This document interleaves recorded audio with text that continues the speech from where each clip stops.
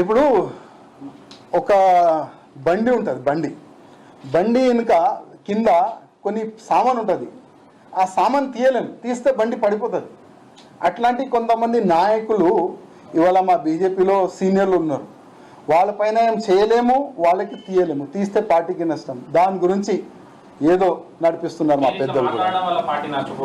Party ఎప్పుడు కూడా నష్టపోదు. ప్రతి ఒక్క బీజేపీ కార్యకర్తకి నా ఒక రిక్వెస్ట్, ఏ విధంగా మీరు కష్టపడ్డరు ఇదే విధంగా మీరు కష్టపడండి. ఇవాళ లేకపోతే రేపు పార్టీకి అన్యాయం చేస్తున్న ఓళ్ళ పైన 100% చర్యలు ఉంటుంది.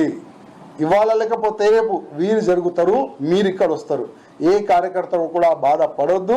మీరు పార్టీకి ఏ విధంగా పనిచేస్తాం అట్లా చేసుకుంటా ముందుకు వెళ్ళాలి. కేంద్ర పార్టీ పెద్దల్ని కలుస్తా అన్నారు, ఏమన్నా ప్లాన్ చేశారా? పోయే ఆలోచనలు ఉన్నారా? కలిసేందుకు అది మంచి సమయం ఇంకా రాలేదనుకుంటున్నా, కానీ ఇవాళ లేకపోతే రేపు సమయం వచ్చిన తర్వాత కలుద్దాం. పిలుపు వస్తే ఐఎమ్ రెడీ, పిలుపుకి రెడీ ఉన్నా. కానీ కలిసే ముందు నా బాధలు చెప్తా, నా పైన జరిగిన అన్యాయం గురించి చెప్తా.